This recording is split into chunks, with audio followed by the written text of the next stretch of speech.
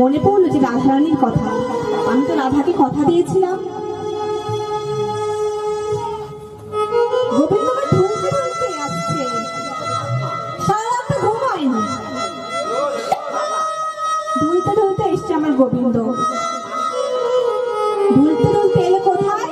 না রাধারানীর কুঞ্জের সামনে।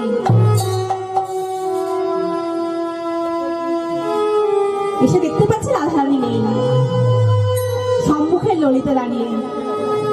বলছে, এই ললিতা, শোন শোন, এদিকে আয়। ললিতা এসে বলছে, হ্যাঁ বলো কি হয়েছে। বলছে, আচ্ছা তোদের রাই কোথায় রে?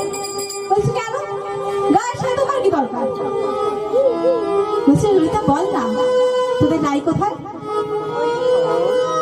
তখন ললিতা বলছে, কেন শ্যাম, মনে নেই?